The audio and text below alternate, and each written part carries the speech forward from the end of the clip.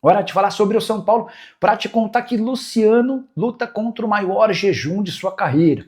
O vice-artilheiro do São Paulo na temporada não marca um gol há 11 jogos. Última vez em 24 de julho, no confronto contra o Juventude, lá se vão 2 meses. E vários gols perdidos. O Luciano é hoje o grande responsável pela derrota por 2-0 do São Paulo para a LDU na última quinta-feira, confronto na altitude de Quito. Até por isso o São Paulo precisa vencer por 3 gols ou mais de diferença nessa quinta-feira no Morumbi para passar para a semifinal. Se vencer por 2 gols de diferença, a decisão vai para pênaltis.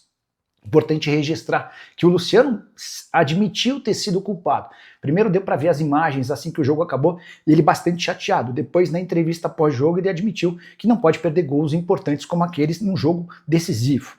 Só para completar, registrar também que o Luciano tem 11 gols e 6 assistências, segundo o maior artilheiro do São Paulo no ano e principal garçom do time, cara super importante e muito acostumado a decidir. Vamos ver como é que ele se comporta nessa quinta-feira. Você, São Paulino, ainda confia no Luciano? Já usa o espaço para comentário, registra a sua opinião, beleza?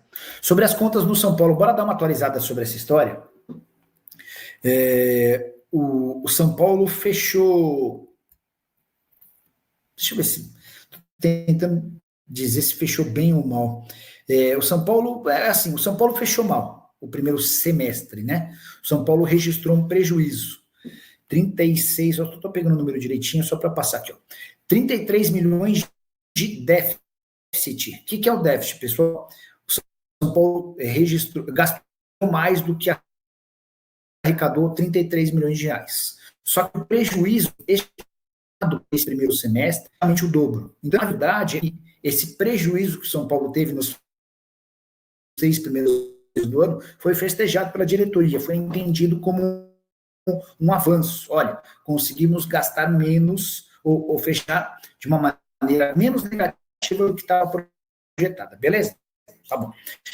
Lembrando que o ano passado registrou nesse primeiro semestre diminuía as dívidas bancárias de 258 milhões para 216 milhões. Esse talvez tenha sido o grande trunfo da diretoria, porque as dívidas bancárias elas são assustadoramente ruins, tem um juro alto, você gasta demais, enfim, é pesado.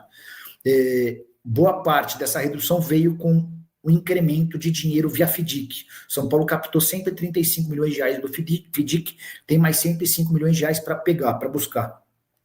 A ideia é que toda essa grana do FDIC servisse para quitação de dívidas bancárias. Não aconteceu.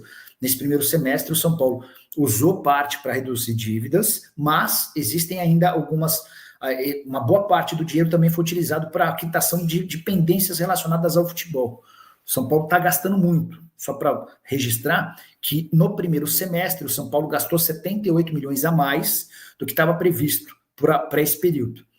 É justo dizer, porém, que o orçamento feito para o departamento de futebol do São Paulo era meio que impossível de ser alcançado, especialmente levando em consideração quanto o São Paulo já tinha de custo com o seu departamento de futebol em 24. Para respeitar esse orçamento para 25, ele precisaria abrir mão de muitos jogadores. E olha que bastante gente saiu em janeiro, vocês vão lembrar. Mas os jogadores mais pesados, os mais caros, todos ficaram. Lucas, Oscar, Caleri, Luiz Gustavo. Diante disso, dá para dizer que o São Paulo não conseguiu reduzir o custo do departamento de futebol como se imaginava, tá? No primeiro semestre, o São Paulo conseguiu 107 milhões de reais com as vendas do William Gomes, do Ângelo e também com o mecanismo de solidariedade. Lucas Ferreira, Henrique Moura, Henrique Carmo e o Matheus das vendas do segundo semestre, tá bom? Hora de falar sobre o São Paulo, quero contar quantos ingressos já foram vendidos para o confronto de quinta-feira, São Paulo e LDU no Morumbi, valendo vaga na semifinal da Libertadores. O São Paulo perdeu por 2-0 na ida em Quito e precisa vencer por 3 ou mais gols de diferença. Se fizer 2-0, 3-1 ou 4-2, a decisão vai para pênaltis. Pois bem, no meio da tarde dessa terça-feira, consultei o pessoal do São Paulo e recebi a notícia de que foram comercializados 40 mil ingressos. Os ingressos que ainda restam são para setores mais caros. E a expectativa é de que pelo menos 60 mil pessoas estejam no Morumbi na quinta-feira para uma arrecadação superior a 4 milhões e meio de reais. Importante registrar que esse dinheiro serve de maneira extremamente positiva para um São Paulo que passa por enormes dificuldades financeiras. Mas o que o tricolor quer mesmo é garantir a vaga na próxima fase para continuar sonhando com o título da Libertadores e assegurar também outros prêmios. A passagem para a semifinal assegura como prêmio vindo da Conmebol cerca de 12 milhões e 300 mil. Para completar o noticiário de São Paulo, contar que Lucas Moura participou de todo o treino com bola nessa terça-feira, aumentando suas chances de ficar à disposição do técnico Hernan Crespo para quinta. Já Cédric Soares retomou parte dos treinamentos, ele está praticamente zerado de uma virose que o impediu de jogar a partida inteira do final de semana contra o Santos. Luan teve uma lesão constatada no adutor da coxa e deve ficar de fora nas próximas partidas. Agora de falar sobre detalhes do projeto do São Paulo em Cotia. Júlio Casares tem conversado com uma série de grupos de conselheiros para explicar todo o funcionamento dessa ideia. Tudo para que na reunião do Conselho Deliberativo o projeto seja aprovado e possa entrar em vigor. E durante essa apresentação uma série de informações novas vieram a público que eu queria dividir com vocês. Primeiro, a ideia é captar até 350 milhões de reais. E essa grana vai ser utilizada quase que integralmente para a contratação de atletas de 11, 13, 15, 17 e até 20 anos. Jogadores com talento na América do Sul, sub-20, poderão ser contratados, independente do país. E aí, para reforçar essa ideia, o São Paulo pretende aumentar de 8 para 20 sua rede de observadores, com atuação no Brasil, mas também na Argentina, no Uruguai, na Venezuela, na Colômbia, no Peru e no Equador. A ideia é que o São Paulo tenha os melhores jogadores sub-20 da América do Sul. Surge um jogador de enorme destaque no sub-17 de uma equipe equatoriana. São Paulo vai e compra o atleta, para que ele venha terminar sua formação em Cotia, seja aproveitado no time principal e garanta uma enorme venda. Parceria com 4 clubes formadores do Brasil. A ideia é que o São Paulo se aproxime de times que têm lastro, têm capacidade de revelação de atletas, para que assim que surjam jogadores bons nesses times de base, o São Paulo tenha uma preferência para a contratação desses jogadores. O São Paulo também vai dar ênfase para a busca de atletas contratados para o sub-15. São jogadores semi-prontos que não demandariam tanto tempo para serem aproveitados no time de cima.